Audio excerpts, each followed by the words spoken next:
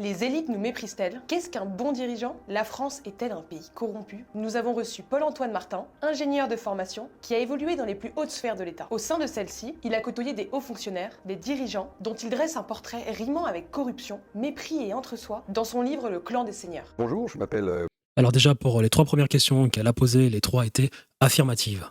Paul-Antoine Martin, j'ai 56 ans. J'ai côtoyé donc pendant une douzaine d'années des hauts, voire très hauts fonctionnaires issus de grands corps d'État, du corps des ponts et puis de l'ENA. Très vite, je me suis rendu compte qu'il y avait un état d'esprit de façon générale qui nécessitait d'être dit aux citoyens français pour leur montrer en fait quel regard ces personnes portent sur finalement les grands enjeux que la France peut rencontrer et comment ils y répondent. On espère que l'échange vous plaira. N'hésitez pas à nous dire ce que vous en pensez en commentaire, à mettre un petit like et même à vous abonner pour nous soutenir, ça fait toujours plaisir. D'ailleurs, ce contenu et tous les autres sont disponibles en podcast, vous pouvez les retrouver juste ici et il y a même certains petits contenus exclusifs. Bonne vidéo. Il y a 50% de cons, 45% de médiocres et 5% d'élites. Faux. La France est corrompue. Parfaitement vrai. Je veux renverser les élites. Je souhaite réformer cette élite. Le gouvernement a de la considération pour les citoyens. Faux. Les instances nationales ont trahi leurs fonctions. Vrai. Le costard, c'est 80% de la carrière. Faux pour moi, mais vrai pour eux. Le peuple est en colère. Ah vrai. On peut accéder au pouvoir sans réseau. Faux. Je suis pour une 6e république. Tout dépend de ce qu'on met dans la 6e République. Il est possible de mettre fin aux privilèges. Dans un monde utopique, idéal, oui. En tout cas, il faut tendre vers ça. Très très bonne réponse. J'aime beaucoup ce mec, c'est qui? La souveraineté ne devrait être que populaire. Vrai. La liberté d'expression est en danger. Utopique. Vrai. Elle n'a jamais existé, arrêtez avec cela. Le réseau importe plus que les compétences. Oh, vrai. Le gouvernement est violent. Vrai. Les politiques se croient au-dessus des lois. Vrai. Et ceux qui sont censés résoudre le problème sont devenus le problème. Tout à fait vrai.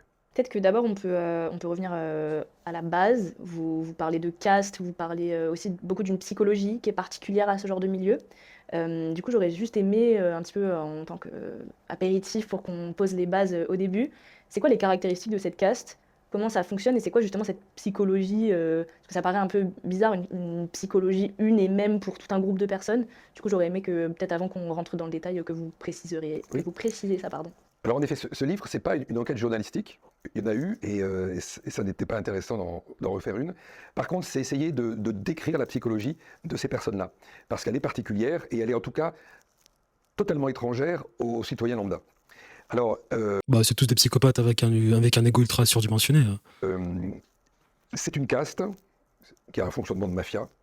C'est une caste, et qu'est-ce qu'une caste? Une caste, c'est un groupe d'hommes ou de femmes qui bénéficient de privilèges particuliers et qui ont, qu'on appelle un regard d'exclusive par rapport à ceux qui sont à l'extérieur de cette caste. C'est-à-dire qu'ils ne vont pas accepter que des individus n'appartenant pas à cette caste puissent y rentrer. Donc c'est-à-dire des individus qui n'auraient pas le bon diplôme ne peuvent pas rentrer dans cette caste. Et d'autres choses, c'est-à-dire que cette caste, elle est fermée. C'est une sorte de citadelle un peu virtuelle dans laquelle les individus évoluent dans un entre-soi. Et c'est ce qu'on appelle effectivement l'entre-soi de ces milieux-là. Comment est-ce qu'on fait pour diriger Après, ce qu'il est en train de définir, est-ce que c'est pas en réalité l'humain? C'est-à-dire qu'il y a des castes, entre guillemets, de partout. T'as des élites, t'as des personnes qui sont entre elles parce qu'elles jouent au rugby, t'as des personnes qui sont entre elles parce qu'elles aiment parler de business. Donc, est-ce que à ce niveau-là, c'est si grave que ça? Est-ce qu'il faut vraiment pointer du doigt cette caste qui, en réalité, n'est qu'une manifestation de la nature humaine, quoi? C'est normal. C'est normal. Il n'y a rien de mal à ça. C'est normal qu'il y ait une caste de personnes qui se croient plus intelligents que les autres. Je ne vois pas de mal à ça. des gens dont on n'a pas confiance ou dont on ne connaît pas le quotidien, les affaires quotidiennes? Je ne veux pas non plus les mettre tous dans le même paquet, on va dire. J'en ai connu qui sont remarquables, j'en ai connu qui en souffrent, et il y en a qui me l'ont écrit d'ailleurs suite à ce livre-là. Mais souvent, ce qui se passe, c'est qu'ils étouffent dans ce milieu-là, et ils partent dans le privé. Donc ce qu'on appelle le pantouflage. Donc ils partent dans le privé parce qu'ils étouffent, et puis parce que le système aussi préfère les voir partir. Parce qu'ils sont clivants, parce qu'ils parlent vrai, parce qu'ils sont différents des autres. Voilà. Et donc ceux-là, ils sont poussés vers la sortie et ils partent vers le privé. En tout cas, c'est ce que j'ai croisé. Alors, comment font-ils finalement pour diriger ceux qui restent et qui ont un regard plutôt méprisant, arrogant, qui sont plutôt fermés à toute proposition, etc., si tant est qu'elles ne viennent pas de la caste? Franchement, c'est pas si mauvais que ça, honnêtement. On s'est tous sentis supérieurs vis-à-vis de quelqu'un, on s'est tous sentis arrogants vis-à-vis de quelqu'un. C'est la réalité du monde, quoi. Croire qu'il y a un gouvernement tout en haut qui va nous faire des jolis sourires et nous dire qu'il va nous aider, et nous, on va croire derrière aussi qu'il va nous aider. On va croire à ce mirage, quoi. On va croire à ce mensonge. Ça n'existe pas, ça n'a jamais existé dans l'humanité, dans le monde, l'histoire du monde. Il n'y a jamais eu une organisation au-dessus du peuple qui a tout simplement décidé d'aider tout le monde. Et en plus, de toute façon, ça ne peut pas exister, ça ne peut absolument pas exister des moments où il y a des moments où tes voisins peuvent avoir ce type d'organisation, c'est-à-dire un gouvernement euh, qui se sent fort et qui veut tout contrôler. Si toi, tu arrives avec un gouvernement gentil et qui veut donner la liberté d'expression, c'est le meilleur moyen de te faire compromised, de te faire compromettre par le gouvernement d'à côté. Donc, c'est vraiment un monde utopique. Donc, est-ce que c'est si mal que ça? Est-ce qu'il faut tout simplement pas accepter cela? C'est un fait, et voilà. C'est pas si mauvais que ça, honnêtement. Eh bien, tout simplement en prenant souvent de mauvaises décisions, déjà, puisque ne connaissant pas le réel ou ne s'intéressant pas, entre guillemets, au vrai réel, parce que eux ont une image du réel. On a tous une image du réel, mais eux, ils ont une image particulière du réel, c'est-à-dire qu'ils vont se le construire sans écouter, souvent sans écouter ce qui peut venir d'en dehors de la caste. Donc ils se construisent une image du réel qui est une image conforme à ce que la caste a comme image du réel. Donc là, on voit l'impact de l'entre-soi. Et pour faire passer des décisions avec cette idée déformée du réel, eh bien, ça passe par les mensonges, la manipulation, ça passe par... Franchement, ce n'est pas une idée déformée du réel.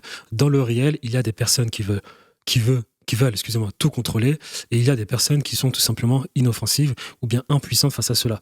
L'ensemble, c'est le réel. Ce ne sont pas des personnes qui se créent un réel. C'est-à-dire, il y a souvent des personnes qui disent les élites sont complètement déconnectées de la réalité. Mais de quoi tu parles? La réalité, c'est les élites et le peuple.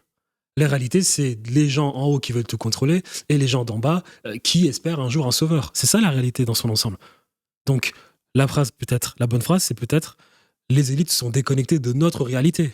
Mais vous êtes aussi peut-être déconnectés de leur réalité. On est d'accord? Et tout ceci forme la réalité.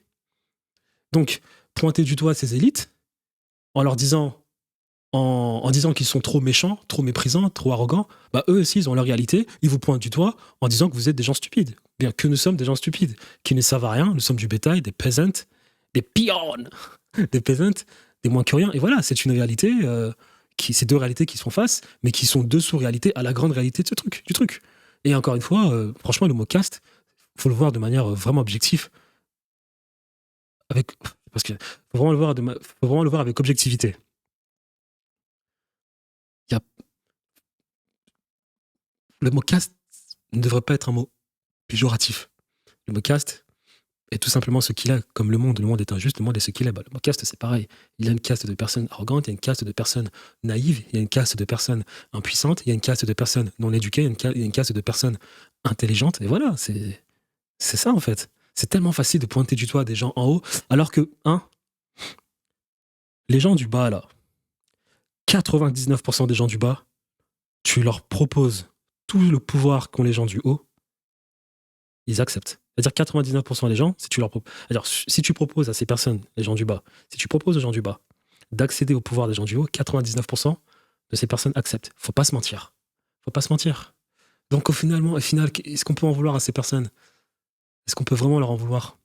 par des séductions, ça passe en tout cas par autre chose qu'un parler vrai. Voilà. Et ça, on le vit couramment aujourd'hui. Alors ça conduit à la fin, parce que souvent, dans cette caste, puisqu'ils sont convaincus de leur supériorité, convaincus de leur très grande intelligence, ils sont donc de fait, ils ont toujours raison. Ils sont toujours dans le vrai, dans leur esprit. Mais ils sont convaincus de leur supériorité. Je suis désolé, hein. Déjà, la liberté n'est pas due. la liberté, ça s'arrache. Jusqu'à preuve du contraire, ces personnes vivent mieux que 99% de la population. Donc comment est-ce que tu peux derrière l'en vouloir qui s'estime supérieur au reste de la population? Alors que dans leur réalité, même pas dans leur réalité, dans la réalité des choses, ils vivent mieux que 99% de la population. Comment est-ce que tu peux en vouloir à ces personnes de penser qu'elles sont supérieures aux personnes du bas? Comment? Quand t'as un mec qui vit dans un bel appartement, avec des moulures dans le plafond, et qui boit du champagne, comparé à un mec qui n'arrive pas à finir ses fins de mois, comment est-ce que tu veux que cette personne se dise, au bout d'un moment, bah, la personne du bas est supérieure à moi? C'est complètement normal. Et en plus de cela, on a dit à ces personnes, depuis qu'ils sont petits, depuis leur plus jeune âge, qu'ils étaient spéciales. Donc comment est-ce que tu veux qu'après 30 ans, 40 ans, ils vont penser le contraire? Faut pas leur en vouloir, hein. Faut pas leur en vouloir. Donc toujours, ils prennent, de leur point de vue, les bonnes décisions. Donc, ils vont aller s'entêter. Ça arrive souvent qu'ils vont s'entêter, même si le réel leur renvoie des signaux négatifs, leur expliquant que donc c'est pas la bonne route. Ils vont s'entêter jusqu'à des désastres, à des véritables désastres. Alors, on a vu des désastres industriels. Ce que j'ai pas dit, c'est que 40% des états-majors des entreprises du CAC 40 sont occupés par des personnes qui sont issues de grands corps. Et on a dans l'histoire récente des multinationales ou des grandes entreprises françaises qui ont vécu Il a du mal à parler, mais je vois très bien ce qu'il veut dire. Il dit que ces personnes qui se croient supérieures, lorsque tu les mets à la tête d'une entreprise, ils font couler l'entreprise. Exactement comme le Mongol Thierry Breton, commissaire de la Commission européenne. Toutes les entreprises dont il était à la tête, elles ont coulé. Comme tous ces mecs, en tout cas. Je peux comprendre. Mais qui va faire... C'est-à-dire que, ok, ils font couler les entreprises. Mais c'est si facile à dire qu'à faire, hein. Tu penses que quoi, les mecs du bas ils vont pas faire couler ces entreprises? Ils vont pas faire couler ces entreprises? Oui, il y a des personnes, il y a 1% de la population, des entrepreneurs indépendants qui sont compétents, qui peuvent faire fleurir ces entreprises. On est d'accord. Mais le mec comme Thierry Breton, faut qu'on arrête de se mentir. C'est peut-être des connards, c'est peut-être des mecs qui font couler les entreprises. Mais tu vas pas me dire qu'il est tout en bas de l'échelle pour ce qui est de l'intelligence et l'intellect français. C'est tellement facile de dénigrer ces mecs. Oui, ils font couler les entreprises, mais tu vas pas me dire qu'ils sont en bas de l'échelle pour ce qui est de l'intelligence et de l'intellect. Tu peux pas me dire ça. Voilà. Et ok, il y a 1% des mecs, des entrepreneurs indépendants qui peuvent faire monter les entreprises, mais Thierry Breton, il est peut-être dans le top 10%, on va dire. Donc voilà. Donc, qui va faire fleurir ces entreprises? Hein, le mec de TikTok? Le mec qui est en train de commenter cette vidéo? Tu rigoles ou quoi? Donc, ok, d'accord, ils font couler les entreprises, ok, d'accord, ils font de la merde, et plus ils font de la merde, plus ils surenchérissent, plus ils font de la merde, plus ils mentent, plus ils font de la merde, plus ils annoncent à la télévision qu'ils ont sauvé l'économie française. C'est vrai, mais je suis désolé. Ces personnes sont peut-être dans une réalité qui est leur réalité, mais déjà, ces personnes font plus que 90% des gens en France. Ils prennent des risques, ils se bougent le cul, ils prennent des risques pour protéger leurs intérêts, ils se bougent le cul pour protéger leurs intérêts, ils essayent de faire des choses pour protéger leurs intérêts, ils le font bien, ils le font mal, ils font des choses. 99% des gens font absolument rien de leur vie. Et quand on voit après derrière des économistes à la télévision, ou bien des personnes comme ça, peut-être qui essaient, je sais pas moi, de gagner des points vis-à-vis d'une certaine audience, dire que ces personnes sont des incompétents, le peuple n'est pas content, ouais, mais dans le peuple, 99% des gens ne sont même pas capables de changer leur vie. 99% des gens ne sont même pas capables d'aller au sport. 99% des gens ne sont même pas capables de changer leur mode de vie. 99% des gens ont des vies misérables avec leurs femmes, avec leurs mecs, ils sont pas contents de leur travail. Donc c'est tellement facile de réconforter le peuple en leur disant oui, Bruno Le Maire est un connard, Thierry Breton est un connard, Emmanuel Macron est un connard, mais le peuple, il vaut rien, je suis désolé. Ils vont gueuler, ils sont même pas capables de changer leur vie. Sur 100% du peuple, les mecs valables, ils sont même pas 10%. C'est les mecs qui ont des entreprises, des PME, des TPE, des mecs dont l'État est en train de dépouiller, prend leur argent pour aller le distribuer à des feignants. Le PIB de la France, c'est quoi? 65% de l'État, 35% les privés? Ben voilà, ils sont 35%. Et qu'est-ce qu'on fait du reste des 65%? On va les réconforter en leur disant que Thierry Breton est un connard? C'est tellement facile. Ouais, ces mecs, c'est des connards. Mais ces mecs, ils font des choses. Au moins, ils mettent en place des actions pour protéger leurs intérêts sordides. Ils font des choses. Contrairement à 99% de la population française, bien des gens, tout simplement. Que tu le veuilles ou non, que tes intérêts soient bons, bien ou mauvais, bien, il faut passer à l'action. Et ces connards, eux, ils passent à l'action. Tu vois. Ces connards, eux, ils s'expriment mieux que bon nombre de personnes en France. Ces connards, eux, ils savent bien mentir. Tu vois, dans l'entreprise, t'as besoin de mentir. Que tu le veuilles ou non, Emmanuel Macron, ouais, ok, c'est pas un président terrible, mais Emmanuel Macron est plus compétent que 90% de la population française. Faut arrêter. C'est tellement facile. Faut arrêter. Faut arrêter. Qui ont eu des issues très funestes parce qu'il y a eu des décisions aberrantes, totalement aberrantes. Mais là, c'est un groupe de dirigeants qui s'est entêté avec une idée du réel qui s'était construite et qui était bien sûr complètement différente du vrai réel, pour le coup. Et là, ça conduit Non, du réel des gens d'en bas. Du réel des gens d'en bas. inévitablement au désastre. Et comme de toute façon, effectivement, ils évoluent dans l'entre-soi, ils pensent tous pareil, donc de toute façon, ils ont tous ensemble, ils ont la même idée du réel. Donc ils se convainquent de toute façon que c'est la bonne idée. Oui, quand on a confirmation de quelqu'un qu'on estime. Exactement, c'est comme ça, et qu'on estime beaucoup. Et c'est un peu un fonctionnement en miroir, vous voyez, qui se passe entre eux. Ce qui produit ce que l'on voit en France avec des réformes qui peuvent être que l'on fait passer au forceps avec matraquage de citoyens, etc., pour à la fin gagner quoi? Il semblerait que la réforme des retraites, comme elle a été... Tu vois, c'est tellement facile de les pointer du doigt. C'est-à-dire que ces personnes, elles font sans arrêt des conneries. Bruno Le Maire fait de la dette. Depuis le Covid, la dette a explosé. Emmanuel Macron fait n'importe quoi. Ils font que des conneries. Ils font couler les entreprises. Emmanuel Macron a vendu Alstom pour 600 millions. Il a racheté pour 1,2 milliard. Waouh! Opération financière du tonnerre. Ok. Ils font des conneries, font des conneries. Et qu'est-ce que vous faites, vous gueulez, vous râlez? Waouh! Parce que tu fais rien de ta vie. T'es pas capable de faire des actions pour évincer ces personnes. Alors que si tu es capable de prendre ton courage à deux mains pour aller voir ces personnes, tu auras potentiellement des personnes qui vont te suivre derrière. Parce que quand il s'agit d'Emmanuel Macron sur une vidéo, tout le monde est d'accord en commentaire. Donc vous râlez sans arrêt. Parce que ces mecs font des conneries. Effectivement, ils font des conneries. Mais il n'y en a pas un seul pour décider de changer les choses. On râle dans son coin. C'est ce que je dis. Dans la vie, tu sais, tu peux être le mec le plus intelligent de la pièce. Si t'es pas capable de mettre en place des actions, si t'es pas capable de faire des choses, ça sert à rien, ça compte pour du beurre. C'est bien de râler. Mais tu fais rien.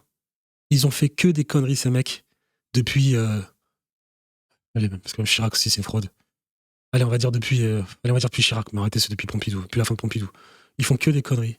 Il n'y en a pas un seul qui a décidé d'arrêter la mascarade. Il n'y en a pas un seul qui a même essayé. Pas un seul. Alors oui, il y a eu les gilets jaunes, les gens passent. Tu vois, les gilets jaunes, malheureusement, ils n'ont pas suffisamment eu d'aide. Hein, malheureusement. Donc au final, t'as le peuple, t'as 10% des mecs qui vont se lever, les gilets jaunes, et le reste, rien du tout. Donc c'est bien ce que je dis. Dans le peuple, t'as combien de personnes de valables? Les 35%? Et le reste? Et le reste? Zéro. Voilà. finalement votée, elle ne fait pas gagner grand-chose. Voilà.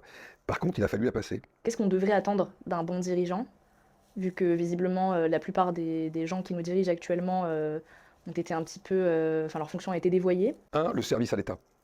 C'est la première obligation. Il y a une citation de Bernanos que je mets en exergue dans mon livre, c'est que l'élite n'est l'élite que quand elle apporte beaucoup plus qu'elle ne reçoit.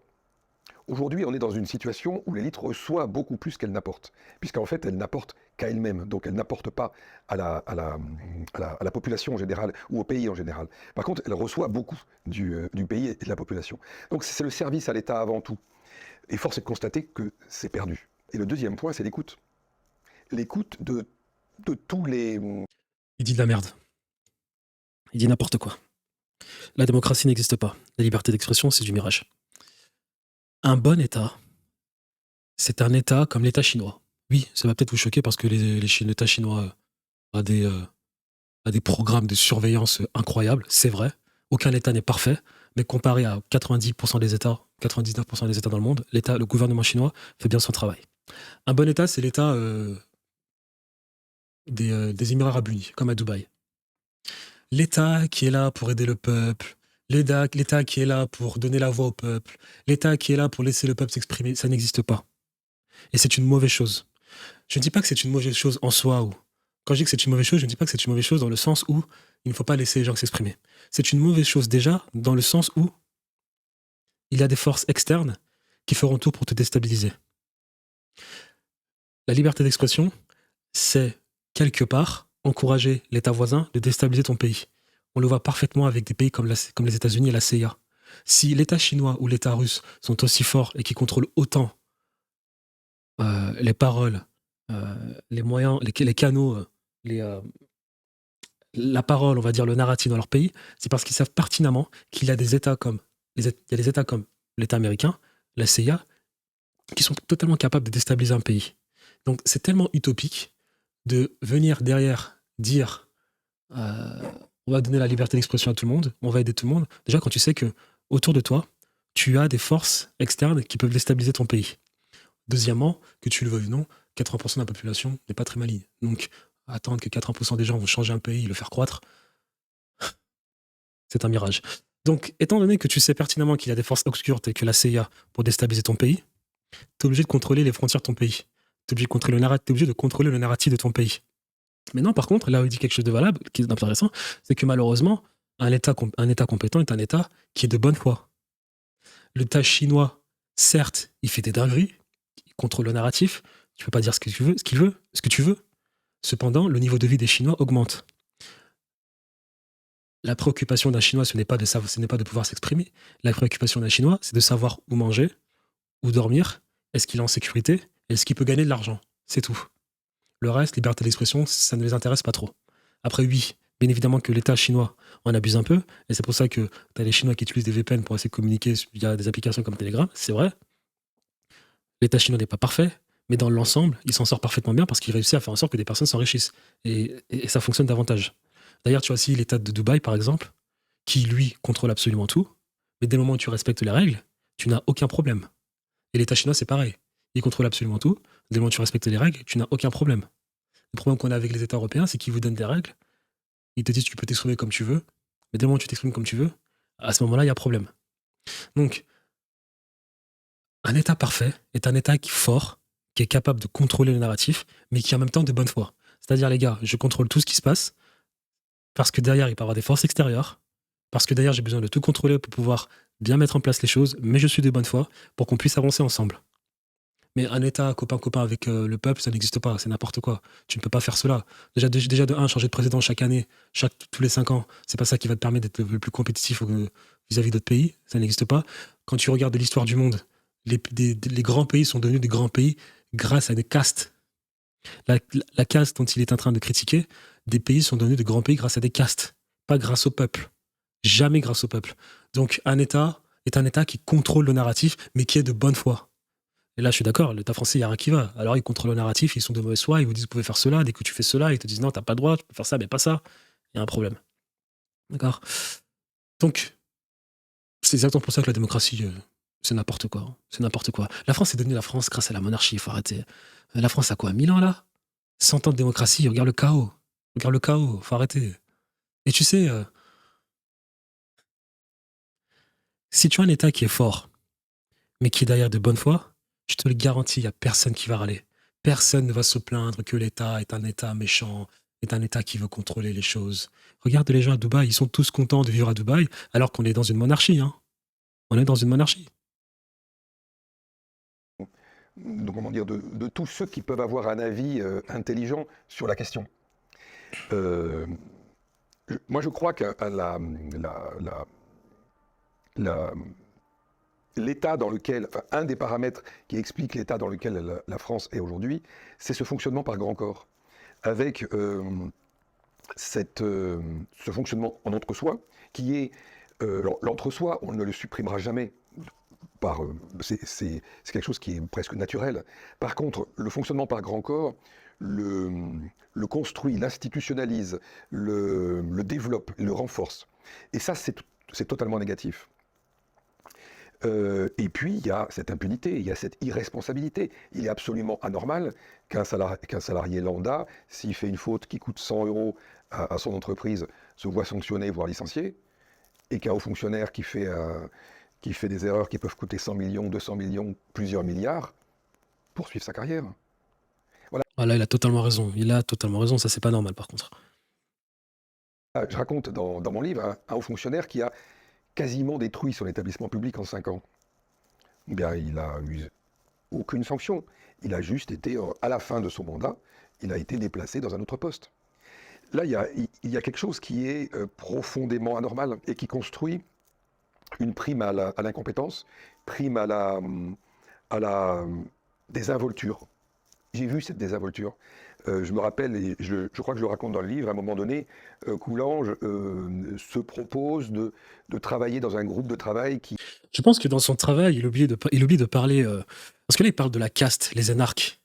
Mais c'est dommage. Moi, je pense que les énarques sont des marionnettes. Et qu'il y a une caste derrière encore plus puissante, c'est les oligarques. Et que les énarques travaillent pour les oligarques. Si tu regardes l'économie d'un pays, pourquoi est-ce qu'un pays comme la France est autant corrompu? La France a fait la guerre. Lorsqu'il a fait la guerre, il a fallu reconstruire le pays. Pour le reconstruire le pays, il te faut des entrepreneurs qui vont accepter de reconstruire le pays. Bouygues Télécom, Bouygues, pardon, pas Télécom, Bouygues. Bouygues, Vinci et toutes ces conneries. Pour reconstruire le pays, qu'est-ce que peut faire l'État? L'État peut investir, il peut donner du cash et optimiser les conditions pour que les entreprises puissent bien opérer pour reconstruire le pays. D'ailleurs, c'est une économie où on n'innove pas, c'est une économie où on fait ce qu'on sait déjà faire, reconstruire. Au bout d'un moment, lorsque tout est reconstruit, qu'est-ce qui se passe?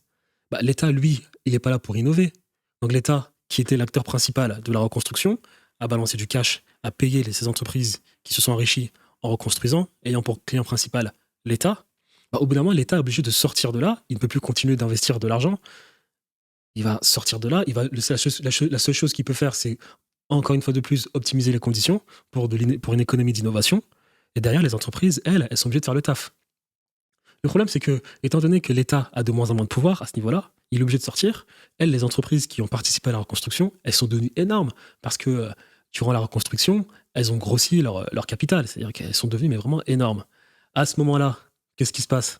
Il se passe quoi? Il se passe que si l'État derrière, qui est obligé de sortir pour passer à une économie d'innovation, si l'État derrière, lui, il se fait tout petit, derrière, tu as ces entreprises qui, elles, veulent continuer à grossir et qui font n'importe quoi. Et qu'est-ce qui se passe quand ces entreprises font n'importe quoi et l'État qui devient tout petit? Et tu as la corruption qui arrive. À ce moment-là, ils font n'importe quoi, elles commencent à manipuler l'État, elles corrompent les mecs de l'État, parce que les mecs de l'État, ils servent plus à rien. Donc, tu leur donnes un billet, ils acceptent le truc, tu vois. Et c'est à ce moment-là que tu as besoin d'un État fort. Parce que normalement, là, au moment où on passe de l'économie de reconstruction à l'économie d'innovation, c'est là que la corruption commence. Parce que l'État n'a plus de pouvoir, les entreprises sont toutes puissantes. Donc elles mettent leur pion en place pour elles continuer de faire du business. Elles mettent leur pion en place, c'est-à-dire que les membres de l'État, pour continuer d'avoir tous les marchés, pour être des monopoles.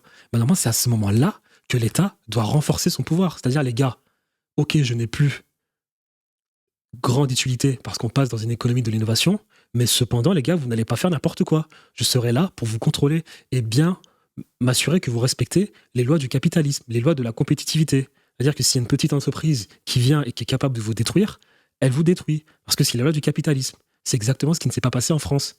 Après les 35 ans, les 35 glorieuses, comment ça? Les 35. Bon, t'as compris, les 35 années glorieuses, là. C'est exactement ce qui s'est passé. T'as un mec comme Charles de Gaulle qui a mis en place des conditions pour reconstruire les choses, bien faire le truc. Au bout d'un moment, l'État français n'a pas été suffisamment puissant pour mettre un warning à ces mecs. Vous ne ferez pas ce que vous voulez, même si moi, je n'ai plus trop utilité dans cette nouvelle forme d'économie. C'est exactement ce qu'ont fait les Chinois. C'est exactement ce qu'a fait le PPC. Pourquoi? Parce que les Chinois, c'est des gens malins. Ils apprennent des erreurs des Occidentaux. Parce que les Américains ont fait cette erreur, les Français font cette erreur, tous les Européens ont fait cette erreur. Et c'est pour ça que tu as des États occidentaux aussi corrompus. Parce que là où l'État devait être fort pour mettre un warning à ces entreprises, il s'est fait tout petit. Les entreprises pleines d'argent, elles voulaient continuer de faire du business, elles voulaient continuer de grossir, d'avoir un monopole. Elles ont donné du cash à tous ces politiciens. Aussi simple que ça. Et après, tu as toujours eu des trucs flottants comme avec les lois antitrust qui ont été mises en place pour essayer de bloquer des mecs comme Rockefeller avec sa compagnie Standard Oil Company qui était bien trop grosse. Le mec, c'était qui? Le président qui a été élu avait fait campagne que sur ça, tu vois. C'est des trucs flottants, c'est-à-dire que c'est temporaire. Tu vois bien à quel point les Américains sont corrompus. Et tout le monde est en train de critiquer l'État chinois, alors que l'État chinois, il a analysé la chose, il a parfaitement vu le truc. Donc le PPC s'est renforcé, il a mis un warning aux entreprises, et voilà. Les Chinois sont les seuls pays qui répètent le capitaliste. Alors oui, c'est un État sauvage. Quand je dis sauvage, c'est-à-dire que il n'est pas parfait, hein, oui, il peut être un peu brutal pour ce qui est la surveillance. On a vu ce qu'il a fait durant le Covid, mais il n'empêche qu'il a sorti 500 millions de personnes de la pauvreté. La Chine fait le capitalisme. Là, tout le monde est en train de dire que l'immobilier en Chine est en train d'exploser. Bah oui, bah c'est normal. Quand tu es en économie, tu as des hauts et des bas. Hein. Quand c'est tout en bas et que ça monte, il faut bien au moment que ça corrige. Hein. Mais c'est normal. Hein. Et qu'est-ce qu'ont fait les Chinois? Eux, ils ont laissé que ça corrige. Ils ont sauvé personne. Or, là, ce qu'il est en train de dire, eux, quand ils font une connerie, nos politiques français, ils font une connerie, il n'y a aucune répercussion. Qu'est-ce qu'ont fait les Chinois? Qu'est-ce qu'ont fait les Chinois? Ils ont dit à Evergreen, écoute,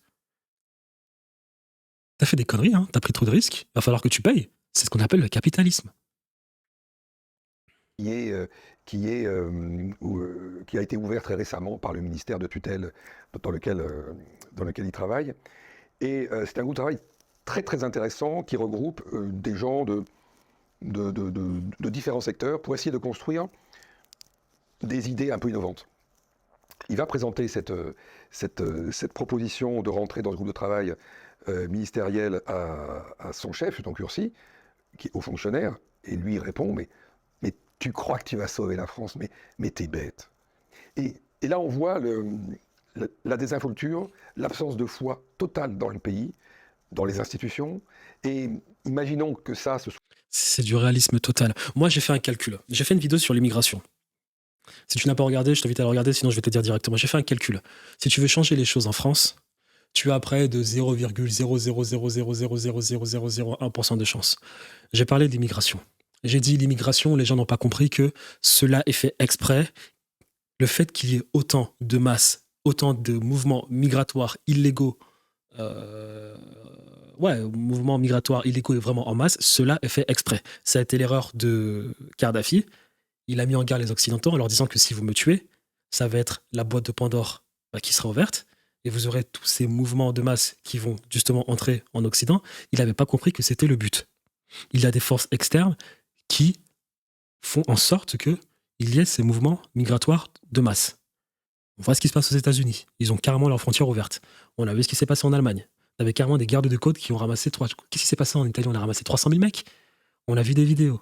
Sur Twitter, tu avais même Elon Musk qui disait est-ce que le peuple allemand est au courant que vous êtes en train carrément de venir avec des barques et de prendre les migrants pour les mettre dans leur pays.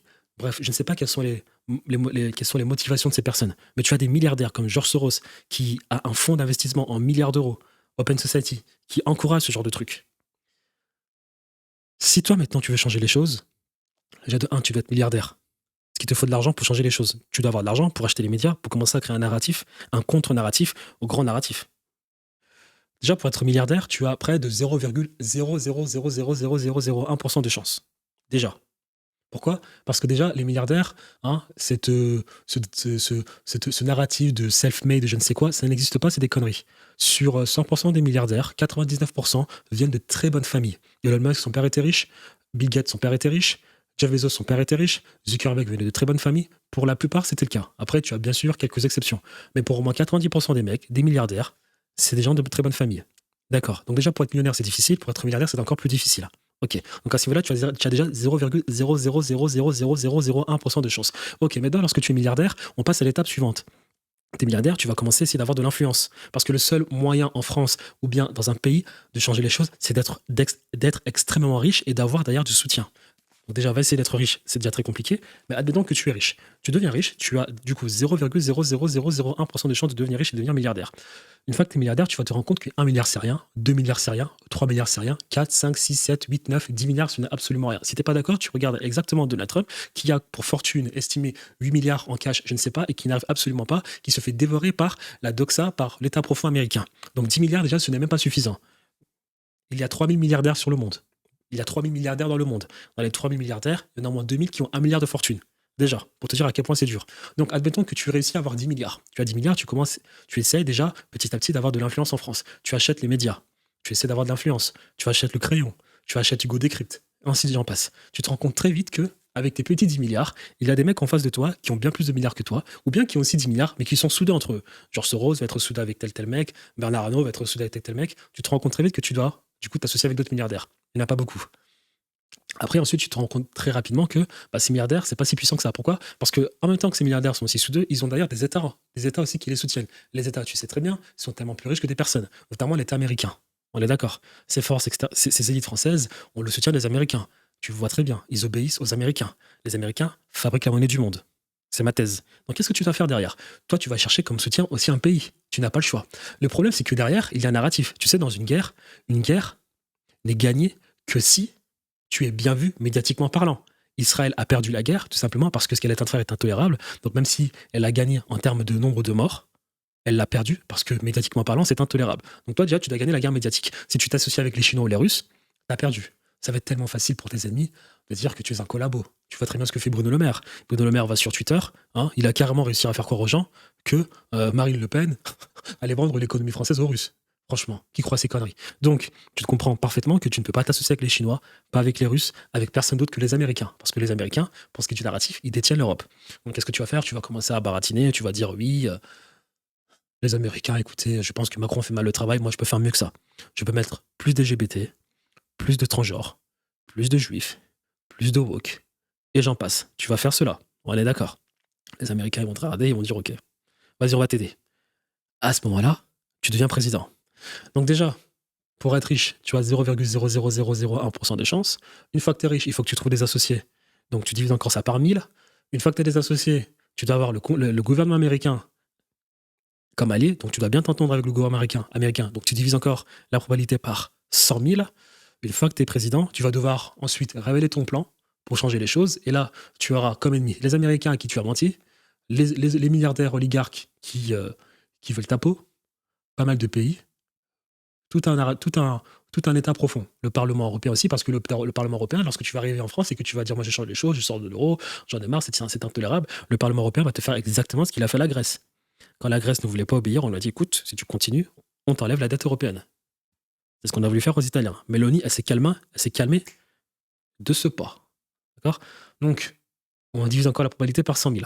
Donc, tu as 0,00000000000000000000000000000000001% de chance. C'est impossible, le mec il a raison. Faut arrêter de rêver. Faut arrêter. Soit multiplié par 1000, par 10 000, ça montre que finalement on a des institutions qui ne croient plus en elles, qui ne cherchent plus à créer, elles ne gèrent plus, elles administrent. C'est-à-dire qu'en fait, on gère le quotidien. On gère le quotidien, mais on ne gère pas un présent fort, on ne gère pas un avenir fort pour l'ensemble de la population.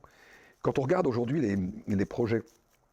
Et qui t'a dit qu'ils veulent gérer un avenir fort pour la population française? Non, ils veulent s'en mettre plein les poches, continuer de bien vivre, continuer d'avoir tout gratuitement, continuer de vivre dans les plus beaux appartements parisiens, continuer de jouir de tous les avantages possibles et imaginables.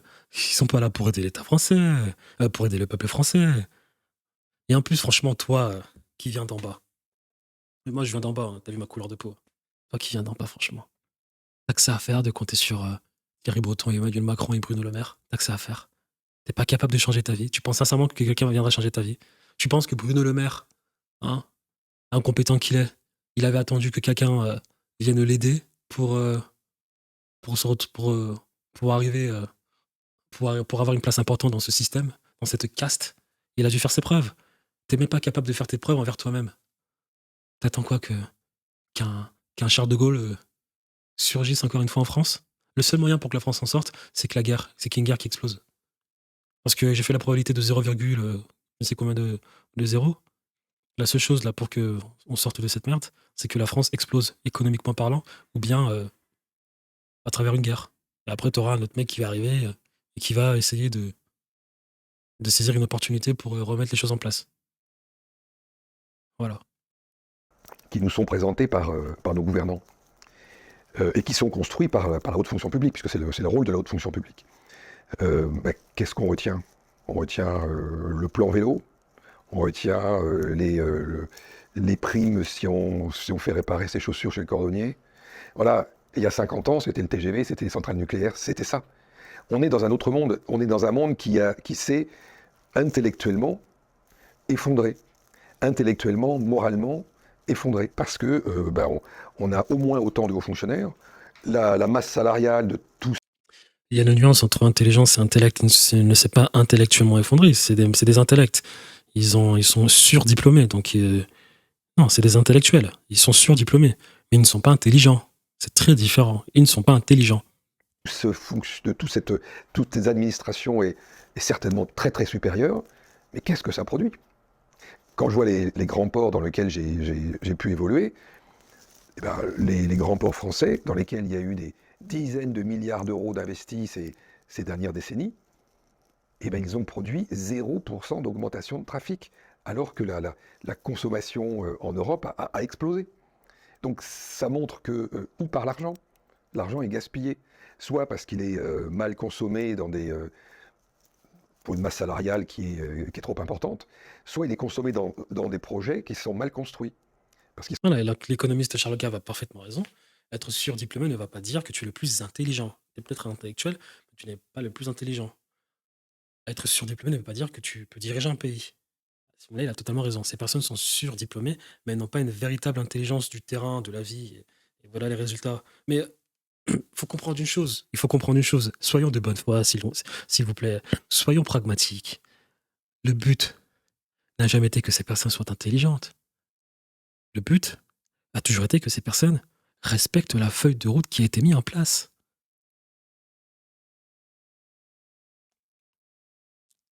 Macron en 2017, du jour au lendemain, on l'a vu sur tous les journaux de France, tous les médias français.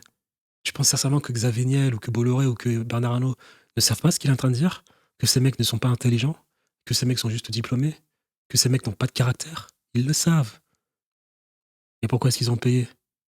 Pour que ces personnes respectent la feuille de route et qu'ils puissent continuer de respecter la feuille de route pour que ces derniers pour que ces derniers continuent de s'enrichir. Aussi simple que ça. Ces gens n'ont pas été diplômés pour changer les choses. Ces gens ont été diplômés pour continuer de s'en mettre plein les poches. sont mal pensés. Parce que, à cause de la désinvolture, à cause du manque d'ambition, du manque de curiosité, du manque, etc., on construit des projets à plusieurs centaines de millions qui, finalement, à la fin, ne produiront rien. Donc, investir des milliards pour ne pas produire d'augmentation d'activité dans le pays, c'est criminel. C'est de l'argent public jeté. Mais par contre, là, on ne trouve pas de responsable. Un des défauts majeurs, puisqu'on évoquait donc les défauts, pour retrouver quelque chose de sain, il est absolument anormal qu'un haut fonctionnaire ne garde son emploi s'il fait des fautes. Il est absolument anormal qu'il ne soit pas déclaré responsable d'une faillite quelconque. Et à ce moment-là, on ne peut pas imaginer que les grands responsables d'un pays soient les seuls qui ne risquent rien. C'est totalement aberrant. Totalement aberrant. Ça crée un état d'esprit qui est l'inverse de ce que l'on peut attendre. Tu vois, cet homme, il est vraiment... il est mignon, tu vois. Il est mignon de par sa naïveté. Ce n'est pas normal qu'il n'y ait aucune répercussion. Ils ont fait couler les entreprises. Ils lèvent de la dette pour continuer un train de vie. Ils ont investi des millions dans le port français. Il n'y a aucune répercussion. Mais qui t'a dit que le monde fonctionnait comme ça? Le monde, c'est pas comme ça. Le monde est injuste. Le monde, c'est des intérêts personnels. Donc moi, j'ai envie de te dire, c'est totalement normal. Parce que le monde est ce qu'il est. Le monde est froid, le monde est vicieux, le monde est noir. Le monde est ce qu'il est. Donc c'est tout à fait normal. C'est tout à fait normal. Ce qui se passe est normal. C'est la réalité de ce monde, tout simplement. C'est injuste, hein, bien évidemment, mais c'est normal. Il y a toujours eu dans ce monde des personnes qui voulaient s'en mettre plein les poches. Il y a toujours eu dans ce monde des personnes qui avaient un caractère très psychotique de la chose. Il y a toujours eu des personnes il y a toujours des personnes qui ont un caractère, un ego surdimensionné. Il y a toujours eu des personnes qui ont ce caractère à mépriser les gens. Il y a toujours eu des personnes de cette trempe. Donc c'est normal. Hein. Le monde est méchant, tout simplement. Le monde est méchant, oui, le monde est méchant. C'est aussi simple que ça. Donc c'est normal. Maintenant, si t'es pas content, tu peux changer les choses. Tu sais, la nature est bien faite. Il y a toujours un équilibre. Des choses mauvaises, des choses bien. Et tu vois, si moi, demain, je vois un mec qui va essayer de faire des choses, qui va essayer de changer les choses, je te dirais que c'est normal. Parce qu'il y a toujours cet équilibre des forces. Voilà. Qu'est-ce que tu veux qu'on dise? Oui, c'est normal et que le monde devrait être, dans le monde, il devrait avoir que du bien. Dans le monde, il devrait avoir que du bien. Non, c'est pas comme ça. Ce qu'ils font est mal. Dans la réalité des choses, il y a toujours une force du mal. Si demain, il y a quelqu'un qui arrive et qui essaie de changer les choses, force du bien, moi, je te dirais, dans les deux cas, c'est normal. Et équilibre des forces. C'est-à-dire un état d'esprit conquérant, responsable, dynamique, innovant. C'est de ça dont on a besoin aujourd'hui. La question était un peu aussi tournée vers l'actualité, dans qu'est-ce qu'on attend d'un bon dirigeant. Et vous avez dit dynamique, innovant, conquérant. Et du coup, forcément, vous la voyez venir. Qu'est-ce qu'on dit de notre Premier ministre, de Gabriel Attal, dont on décrit souvent le parcours très net, très finalement inclus dans ce que vous décrivez, dans ce que vous plaignez. Et pour illustrer un peu ce que je raconte, il y a cette image qui est parue sur les réseaux sociaux plusieurs fois. Et même sur les membres du gouvernement qui ont été donc récemment nominés, que leur lieu de naissance ne dépassait pas un cercle de 17 km². Et du coup, voilà, qu'est-ce qu'on pense de son parcours? Est-ce que ça s'inscrit dans ce que vous plaignez ou pas du tout? Ou est-ce qu'on peut espérer peut-être autre chose de lui? Il y a beaucoup d'espoir et de suppositions autour de sa personne. C'est à l'opposé, en tout cas, de ce que du portrait un peu robot, de ce que je souhaiterais avoir comme dirigeant. Quelqu'un qui est nommé à ce poste-là et comment dire, qui n'a jamais eu finalement à obtenir de résultats, ça pose vraiment question. Quels sont les salariés aujourd'hui qui sont dans n'importe quelle entreprise qui ont des telles promotions sans avoir eu un minimum de résultats? Donc c'est l'effet magique de ce qu'on appelle la com. C'est-à-dire qu'on peut aujourd'hui surfer. Cet univers d'entre-soi permet beaucoup de personnes s'étourdissent à ce qu'ils appellent ce côté brillant. Ce côté brillant, c'est cette façon de surfer sur le vrai, sur le faux. C'est être capable de manipuler, d'être capable de mentir, capable de faire de la com avec une très grande aisance. Aujourd'hui, on appelle ça brillant. Ça montre toute la dérive, en fait, de notre... comment dire, toute la dérive de l'état d'esprit de nos gouvernants, aussi de la haute fonction publique, puisque on va juger sur ce qu'on appelle le costard dans mon livre. Hein. À un moment donné, il y a Ursi qui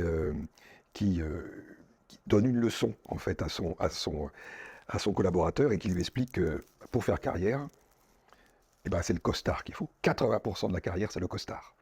Voilà, chez Attal, c'est probablement 100%. On a les dirigeants, finalement, que nous permettons d'avoir ou que nous permettons d'avoir. C'était le sens de la question qui venait. Non, on a les dirigeants que l'on mérite. C'est tout. Oui, je sais, il y a les gilets jaunes, mais c'est pas suffisant. Le peuple français est inactif. Jacter sur les réseaux sociaux, c'est pas ça qui fait avancer les choses. Donc on a les dirigeants que l'on mérite. Parce que vous parlez de dérive des élites, de crise au sein des dirigeants, mais c'est aussi cautionné ou pas, il y a eu des mouvements sociaux, mais est-ce que cette crise des élites, c'est pas finalement une crise plus globale de notre système qui se heurte à un mur et qui a transformé aussi les mentalités chez ces gens-là et ce qu'on accepte aussi finalement? Vous avez parfaitement raison. Moi, déjà, je dirais que cette élite, cette haute fonction publique dont je parle, elle a finalement une grande partie du pouvoir en France. Et ce qui est très sournois, c'est qu'elle est installée dans un angle mort démocratique. Donc, la population, ou le peuple qui normalement est souverain dans cette démocratie représentative au travers du Parlement, le peuple pourrait être assuré qu'il conserve le pouvoir au travers du travail que le Parlement pourrait faire en termes de vérification, en termes d'enquête sur le mode de fonctionnement de la haute fonction publique. La vérité est qu'il y a très très peu d'enquêtes parlementaires. Et donc finalement, la haute fonction publique est dans un angle mort démocratique. Donc bilan, le peuple a perdu toute souveraineté. Voilà. Donc déjà, ça, c'est posé, c'est un constat. Alors, je suis loin d'être le seul à le dire. C'est un constat criant aujourd'hui. Il y a un autre constat aujourd'hui, c'est qu'il y a une acceptation de la population, ou en tout cas, il y a un mouvement qui se fait depuis des années, un développement très fort du relativisme. Savoir que le vrai, le faux, le vrai, le mensonge, la vérité, le mensonge, tout ça, finalement, tout ça est pareil. On ne sait plus distinguer quoi et quoi. Donc, on ne sait plus hiérarchiser les choses. Et puis, il y a une perte fondamentale aussi en termes de verticalité humaine, c'est-à-dire que de spiritualité, qui fait que tout ça on a beaucoup de mal à avoir un jugement un peu pertinent sur ceux qui nous gouvernent. C'est pour ça qu'ils ont une capacité finalement à manipuler et à mentir qui est largement favorisée et facilitée par une population qui s'étourdit très très vite, parce qu'elle ne sait plus juger. Elle ne sait plus avoir, à mon sens, un regard pertinent sur ce que c'est que Ce qu'il dit, t'as totalement faux, vu que les gens ne vont plus voter à part les vieux. À part les vieux, il n'y a plus personne qui va voter. Donc les gens savent parfaitement qu'ils mentent, hein. Lorsque tu regardes les vidéos de Emmanuel Macron sur YouTube, il n'y a que des dislikes, hein. Lorsque tu regardes les vidéos de Bruno Le Maire ou bien les posts Twitter de tous ces politicards, il n'y a que des commentaires négatifs. Donc les gens ne sont pas dupes. C'est juste que malheureusement, eh bien, écoute, si demain, moi, j'entreprends d'aller changer les choses, je ne suis pas sûr que derrière moi, il y a tout le monde qui me suivra. Et au final, j'aurais essayé pour rien, quoi. Et après, je peux comprendre derrière que tu te dis, bon, écoute, j'ai peut-être pas envie de gâcher ma vie pour rien parce que j'ai envie de changer les choses, mais il n'y a personne qui me suivra. Aussi simple que ça. Aussi simple que ça. la compétence, ce qu'il faut pour diriger, sur est-ce que c'est normal que, par exemple, M. Attal nomme on ne sait plus si c'est ex-mari ou pas, mais ex-conjoint, M. Séjourné, au ministère des Affaires étrangères. Ça pose des vraies questions. Mais aujourd'hui, tout ça, comme on dit, ça passe crème. Et c'est quand même... Je te jure. Et les États étrangers, ils nous voient, mais comme des créatures venues d'une autre planète. Si tu regardes, par exemple, les médias russes, ils se disent, mais qu'est-ce qui se passe en France? Qu'est-ce qui se passe? même très grave. Alors effectivement, sur les réseaux sociaux, on en parle un peu, et puis le lendemain, c'est fini. Mais c'est passé. C'est passé. Bah oui, malheureusement, il faut bien qu'on aille payer notre loyer, il faut bien qu'on aille travailler pour aller payer son loyer, quoi, pour pouvoir payer son loyer à la fin du mois. Malheureusement, hein, je pense que c'est pour ça, et c'est pour cette raison qui nous assèche. C'est pour cette raison que les taux d'intérêt augmentent. C'est pour cette raison qu'ils essaient de taper dans l'immobilier des gens, dans le porte-monnaie des gens, qu'ils votent des lois. C'est pour nous rendre la tâche tellement difficile, eh bien qu'on n'a pas le temps d'aller manifester. C'est exactement pour cette raison que le lendemain, les gens arrêtent d'en parler, ils sont occupés à essayer de s'en sortir. C'est pour cette raison-là. C'est un cran de plus qui est marqué. Jusqu'où allons-nous? Parce qu'elle est jugée infantile, la population se trouve confrontée à ce genre de choix, ce genre de décision par leurs élites et leurs gouvernants, et puis découvre, s'offusque quelques minutes, et puis passe à autre chose. Parce que c'est le jeu aussi de la matraquer d'informations pour passer à autre chose.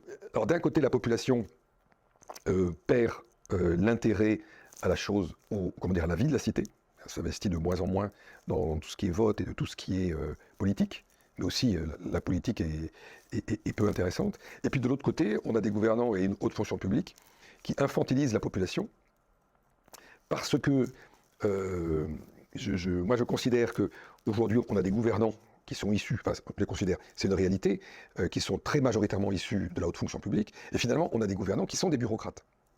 Et si on reprend l'état d'esprit des bureaucrates dont on a parlé au début, ce mépris, cette arrogance, ce regard d'exclusive vers les autres, etc., ça conduit à avoir un vrai mépris sur la population, et donc à intégrer, consciemment ou pas, qu'elle a à peine le niveau d'un enfant, quoi. Donc, il n'y a absolument rien de mal. Le mépris est quelque chose d'humain. C'est humain, donc il ne faut pas pointer du doigt le mépris, c'est quelque chose d'humain. Franchement, on méprise tous quelqu'un dans ce monde. Elle est infantilisée. Elle est infantilisée. Et on voit aujourd'hui la façon dont on nous parle, c'est impressionnant. Ouais. C'est quoi la solution pour que les citoyens s'emparent peut-être plus de ce qui se passe? Et c'est quoi la solution pour qu'il y ait moins ce système qui est du coup délétère? Prise de la Bastille. Pour l'ensemble, ce serait quoi selon vous qu'il faudrait faire? Alors, je ne crois pas qu'il y ait de solution qui puisse résulter en une décision. Ce n'est pas de l'ordre de la décision, parce que la crise, elle est d'ordre anthropologique. Anthropologique au sens où... Il faut prendre son épée. Prendre son épée. Faire des choses pas très bonnes. Je parlais de crise spirituelle, je parlais de crise morale, je parlais de relativisme qui avait envahi l'espace public. Je termine le livre sur cette note-là, c'est-à-dire qu'il y a une vraie refondation de la capacité morale, de, et même de la capacité à avoir des convictions de nos élites qui est absolument fondamentale. C'est peut-être ça qu'il faudrait réintroduire.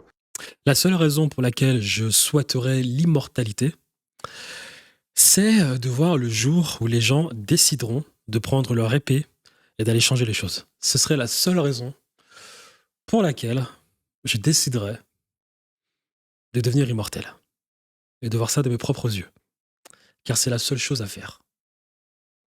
Dans les formations.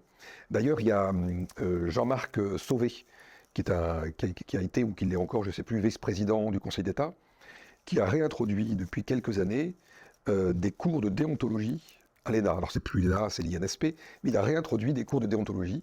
Waouh, super, le monde va changer grâce à des cours de déontologie. Waouh, quelle invention. Parce qu'il considérait qu'effectivement, la déontologie s'était perdue, et qu'il était absolument nécessaire de réintroduire cet aspect-là, effectivement, dans les esprits de la haute fonction publique. Les gens les plus faciles à corrompre sont les gens qui ont de la morale. Je suis désolé. Je suis désolé. Quelle avancée des cours de déontologie. C'est une voie de progrès nécessaire dans la formation de toutes nos élites, absolument. C'est presque institutionnalisé aujourd'hui. Vous avez une HATPV, Haute Autorité à la Transparence de la Vie Publique, qui autorise des pantouflages totalement aberrants. Par exemple, le conseiller du ministre Dussopt pendant la réforme des retraites, une fois la réforme des retraites votée, il est allé pantoufler chez AXA pour travailler justement dans la direction de tout ce qui est retraite. On a un vrai problème. Cette personne part avec, évidemment, des informations précieuses. Alors d'une part précieuses parce qu'elles appartiennent à l'État, et puis d'autre part, c'est un biais de concurrence majeur pour le privé.